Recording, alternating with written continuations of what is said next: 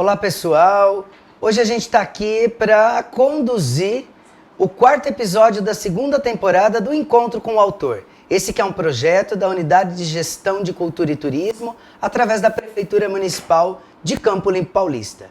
E hoje a gente traz a convidada Rita Foelker. Falei certo? Falou certinho, Rita Foelker. Tava um pouquinho preocupado aqui. A Rita é nascida em Jundiaí, assim como eu, acabei de falar isso com ela aqui nos bastidores, mas veio para Campo Limpo, né? E aqui se estabeleceu, e aqui ela mora e desenvolve o seu trabalho através das obras literárias. Nós temos aqui o Aymará, que é uma história em quadrinhos muito bacana, temos nas nossas bibliotecas. Tive o prazer de ler, Rita, e a gente vai conversar um pouquinho sobre essa obra e, lógico, na sequência a gente abre espaço para que você possa falar das outras obras que a gente sabe que não são poucas. Verdade. Seja bem-vinda, seja bem-vinda. Eu agradeço muito o convite e a oportunidade. Obrigado. Então vamos lá, você tem uma especialidade, a gente vê aqui, é filósofa, jornalista, palestrante, trabalha com temas da educação, da família, da espiritualidade, além de inteligência emocional. São seus temas preferidos, isso, tanto de leitura como que você acaba trabalhando. Exatamente. Conta um pouquinho pra gente, se apresenta e fala pra gente aí dessa formação e desse envolvimento. Então, veja só, eu estava fazendo as contas, hoje faz 30 anos que eu lancei o meu primeiro livro, né? Hoje não, esse ano, né, de 2022, faz 30 anos. Então, já aconteceu muita coisa e eu sou apaixonado pela área editorial também. Eu já trabalhei com coordenação editorial, com editorias e tal. E hoje eu trabalho também com livros de outras pessoas, né? Revisão, diagramação, planejamento visual, essas coisas. E o livro, ele sempre teve um papel muito importante na minha vida e eu entendo que ele tem um papel importante em todas as vidas. Sabe? A leitura, o universo que a leitura abre, as possibilidades, o enriquecimento não só cultural, mas emocional, interno, espiritual, né? E o Aymará é um pouco isso, ele é um pouco disso tudo, porque ele foi escrito já desde 2012, né? Que a gente escreveu e veio aprimorando e tudo. E essa história estava com o Laudo Ferreira, que é o ilustrador, né, do Aymará, e eu escrevi o roteiro. E a gente conversando e fazendo, ele também tem muitos trabalhos de ilustração que ele está sempre, né? Aí no ano passado ele falou assim, olha, vamos fazer? E agora vai. Deu certo que vocês estavam num período de pandemia, como todo mundo. Exato. E a coisa foi. Isso. E aí, bom, como é que nós vamos bancar essa edição? Né? Essa é uma questão muito séria também. Sim, porque, aliás, o livro, para quem quiser conhecer e que está nas nossas bibliotecas, tem uma qualidade muito bacana. Tem um papel, né, bem interessante, ó, vocês podem ver aqui. É bem curioso. É uma produção toda aqui da Café Espacial, que é uma editora muito caprichosa. Mas aí o que aconteceu? Em 2021, a gente teve a oportunidade da Lei Aldir Blanc. Foi o que deu o up que você precisava. Porque a gente ia atrás de recursos, né? E aí ele falou assim, bom, vamos tentar?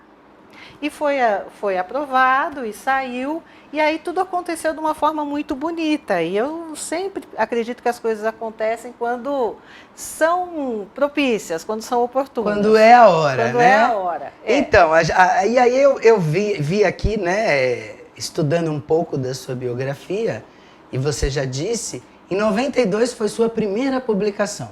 Isso. Conta um pouquinho pra gente, que universo era esse? O que você explorava enquanto literatura nessa época? Como que você começou? Então, olha só, eu tinha filhos, né, pequenos, e eu trabalhava com educação nas instituições onde eu estava e tal, e eu observava coisas que eu gostaria de transmitir, coisas que eu achava importantes, e eu comecei então a escrever um livro infantil que se chamava Lar, Lugar de Morar. E aí também foi assim, um editor lá de São Bernardo foi me visitar uma vez, foi na minha casa, viu o trabalho e falou assim, Rita, nós vamos editar esse livro para você. Que legal! Sabe? foi o primeiro, chamado Lar, Lugar de Morar, com ilustrações minhas, nesse caso, né? Que é uma história assim, bastante poética para a gente refletir sobre o que é um lar, sabe? E como é que a gente está, como é que a gente se encontra dentro de um lar e que diferença que ele faz na vida da gente. Legal. E agora vamos falar um pouquinho então do Aymará, que na verdade a gente entende aqui que pela linguagem, por se tratar de um HQ, história em quadrinhos, ele abrange aí uma faixa etária muito grande, porque o tema que é a questão da espiritualidade, dos reencontros com os eus interiores aí, né? A gente vê uma dicotomia do acaso, da coincidência presente ali. Então, eu queria que você falasse um pouquinho para os nossos espectadores sobre essa obra, que eu percebo, até como professor de arte que sou, das 1000 possibilidades que a gente teria até de fazer um trabalho pedagógico em cima dessa obra, pela ilustração, pelos traços, todo o carinho e o cuidado que a gente percebe, e o tema que ele acaba sendo muito leve e muito filosófico, né? Olha, eu te agradeço por olhar para ele com tanta atenção e tanto carinho, porque a ideia é essa mesma. E o Aymará, ele é um amigo espiritual que eu realmente encontrei em rituais de ayahuasca, né? Eu já atuava como médium e tal, e essa aproximação, ela foi algo assim muito novo e muito importante. Como se ele fosse um mentor. Isso. E aí ele deixou vários textos que estão num e-book que se chama Jornada Espiritual, disponível na Amazon. Tá? Legal. Aí quando eu estava escrevendo a HQ, que foi essa proposta do Laudo, porque o Laudo também participava desses mesmos rituais comigo, ele falou assim, Rita, vamos fazer uma história sobre esse assunto? Eu falei, vamos, né? Então o que aconteceu? Eu comecei a escrever e eu percebi que havia frases do Aymará, havia ideias do Aymará que iam enriquecendo. Né?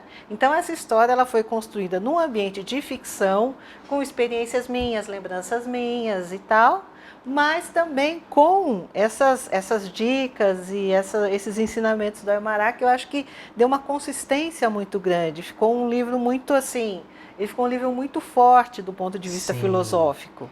Inclusive, né, o momento onde há o contato da Ariel, né, com o ritual, a gente tem uma ilustração incrível que pega mais de uma página, né? Então, eu acho que tem aí possibilidades imensas de se trabalhar de forma multidisciplinar com esse livro, inclusive na escola. Sim, é verdade.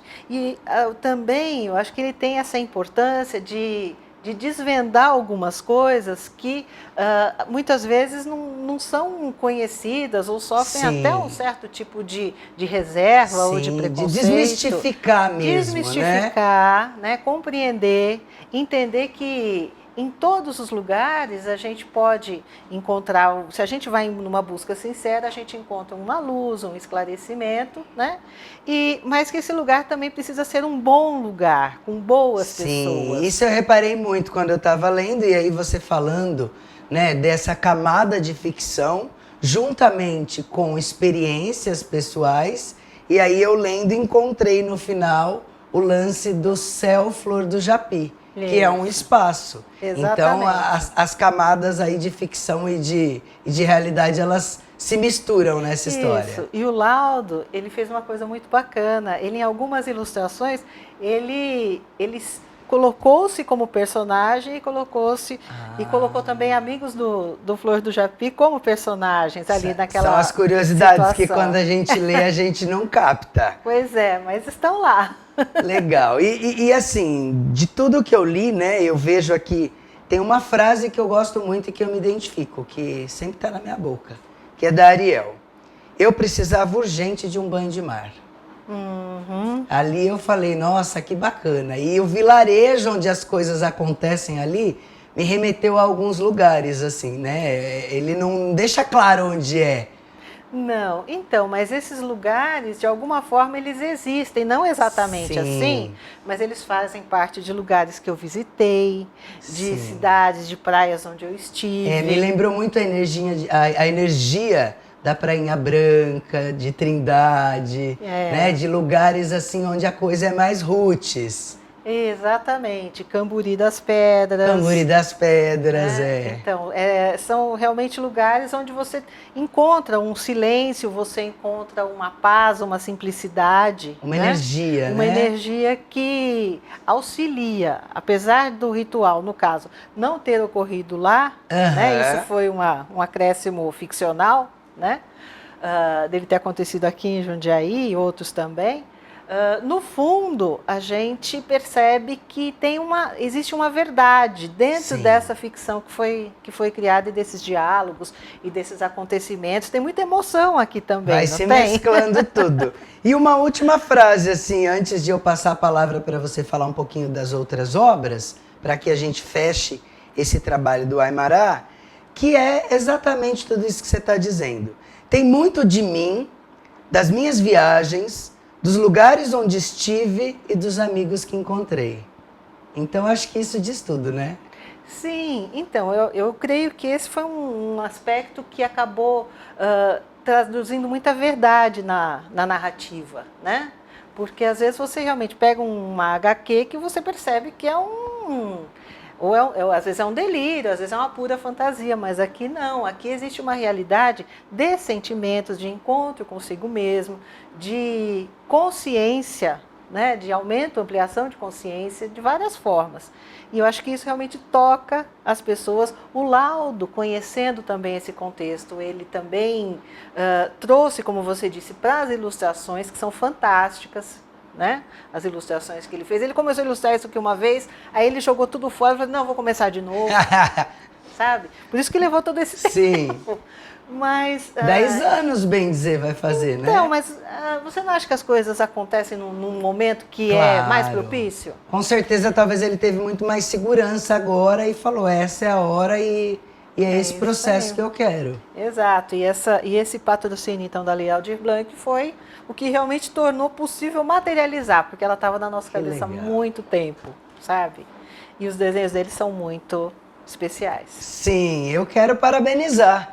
E abrir o espaço agora para você falar um pouquinho de outras obras que você trouxe, é isso? Isso, eu trouxe duas das muitas, né? Eu falei que eu gosto muito de literatura infantil. Aí tem essa aqui que eu tenho um carinho muito especial, que é Dona Anália, a Amiga das Crianças, que é uma biografia em versos da Anália Franco, que talvez você já tenha ouvido falar, né? Que é aquela a defensora das crianças, defensora da educação, também com uma visão espiritual muito bonita da vida, né? Então, esse aqui foi um texto que ele surgiu, eu acho que ele surgiu de uma inspiração, porque é um poema que ele foi escrito de uma vez só, assim, sabe? Sem retorno. Quero conhecer esse também. Claro. E esse é um outro tema também, dentro da área da educação, que é o Famílias Espiritualmente Inteligentes, né? Que é uma visão da família que nos ajuda a entender melhor os conflitos, a vivenciar, a resolver situações, a lidar com situações cotidianas, como, por exemplo, tudo isso que a gente tem hoje, que o acesso à internet, as pessoas estão distantes muitas vezes em casa, né, sem conversar, sem se entender. Então, esse é um livro que fala muito para as famílias que querem criar uma harmonia e querem criar um entendimento maior. Que legal! E quero, então, agradecer a tua presença, a tua disponibilidade em falar com os nossos munícipes sobre essa obra. Para a gente é um orgulho ter em Campo Limpo uma autora com uma biografia tão vasta como essa. Quero deixar agora os últimos minutos a você. Agradecer também o pessoal da nossa equipe, da Gestão de Cultura e Turismo, a Ana, que é a idealizadora do projeto, a Mari, da Cultura, e ao pessoal da comunicação que nos ajuda, e deixar você com o último minuto para falar para os nossos telespectadores aí alguma mensagem, algum recado, e convidá-los para prestigiar suas obras. Bom, primeiro, gratidão, né? Eu agradeço muito por esse convite, por essa oportunidade. E eu entendo que nós podemos, dentro da nossa vida, encontrar um espaço, né? Que ele se preenche com crescimento, com entendimento espiritual, muitas vezes até encontrando ou a resignação para a gente viver aquilo que a gente precisa viver, ou então a força para transformar aquilo que a gente precisa transformar, porque a vida é assim, né? Dia a dia a gente está diante de situações que se apresentam e que a gente precisa exercitar a aceitação, e outras vezes a gente tem situações em que a gente precisa ter força para mudar e para transformar e para estar melhor do ponto de vista não material, mas emocional e espiritual. Eu acredito nisso e eu espero que a gente esteja aqui criando, né, uma trilha também para que tantas outras pessoas possam sentir isso dentro delas. Com certeza. Obrigado. Espero nos encontrarmos em outras ocasiões. A gente está pensando aí em muita coisa bacana também para o campo da literatura aqui na cidade. Agradeço a você, a quem nos acompanhou, e até o próximo episódio do Encontro com o Autor.